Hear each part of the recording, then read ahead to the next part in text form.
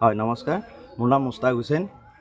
মই ১ নম্বৰ চিপাঝাৰ আঞ্চলিক পঞ্চায়ত আৰু ২০ নম্বৰ চেঙেলীয়াজাৰ গাঁও পঞ্চায়তৰ আঞ্চলিক পঞ্চায়ত সদস্য পদৰ প্ৰাৰ্থী। মোক ভাৰতীয় জনতা পাৰ্টীয়ে দলীয় টিকট প্ৰদান কৰিছে আৰু মই আমাৰ সকলো ৰাইজৰ সহযোগত মই ওলাই আহিছোঁ নিৰ্বাচন খেলিবলৈ। মোৰ নিৰ্বাচন খেলাৰ কোনো সেয়া নাছিলে, প্লেনিং নাছিলে। সকলো ৰাইজে মোৰ লগৰ বন্ধুবিলাকে মোক উলিয়াই লৈ আহিলে। এইটো কাৰণতে উলিয়াই লৈ আহিলে যে আমাৰ নামনি অঞ্চলত বহুত কৰিবলগীয়া কাম আছে।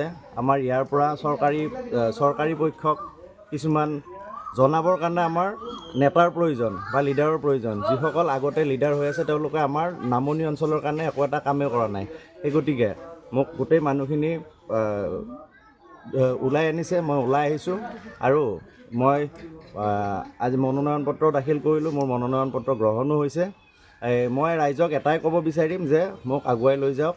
মোৰ যিটো ৰাজনৈতিক কেৰিয়াৰৰ মোক আগুৱাই লৈ যাওক। শাসকীয় দলৰ লগত মোক যোগাযোগ কৰিবৰ কাৰণে মোক সুযোগ কৰি দিয়ক, কিয়নো আমাৰ চেণ্ট্ৰেলতো আছে আমাৰ দলৰ চৰকাৰ বা ৰাজ্যতো আছে আমাৰ দলৰ চৰকাৰ।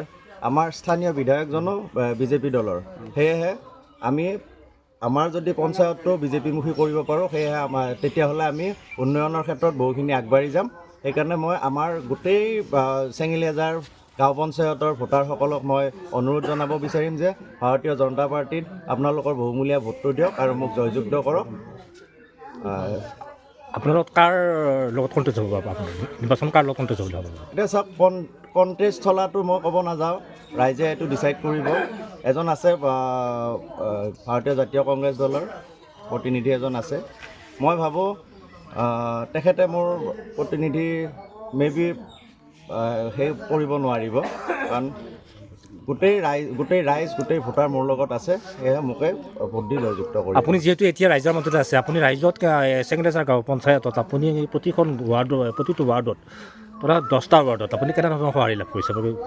হয়, 10টা মানে আচলতে 11টা ৱাৰ্ড হয়। গোটেইকেইটা ৱাৰ্ডতে মোক মৰম দিছে। সকলোৱে মোক মাতিছে, টেলিফোন যোগে ফোন কৰিছে, ফোন কৰি পেলাই মোক মাতিছে। সকলোৰে লগত লগ হৈছোঁ, কথা বতৰা পাতিছোঁ, আলাপ আলোচনা কৰিছোঁ আৰু সকলোৱে এটাই কৈছে যে নতুন মুখ লাগে, নতুন নেতা লাগে। আৰু বিশেষকৈ যিখিনি পুৰণা আজি 25 বছৰে ধৰি কংগ্ৰেছৰ দখলত আমাৰ চেঙেলীয়া গাঁও পঞ্চায়ত আছিলে, কিন্তু উন্নয়নৰ ফালৰ পৰা চাব গ'লে আমাৰ একো নাই, বিগ এটা জিৰ' হৈ আছে। সেই গতিকে মানুহৰ এইবাৰ মন সলনি হৈছে, মানুহৰ চিন্তাধাৰা সলনি হৈছে। মানুহে আমাৰ শাসকীয় দলৰ ফালে আগবাঢ়িছে আৰু বিজেপিক তেওঁলোকে ভোট দিব, নতুন নেতা আনিব চেঙেলীয়াজাৰ পৰিৱৰ্তন হ'ব। আপুনি জয়ী হোৱাটো নিশ্চিত বুলি ধৰিব? নিশ্চয়কৈ ৰাইজে মোক যিখিনি সঁহাৰি দিছে মই জয়ীটো নিশ্চিত।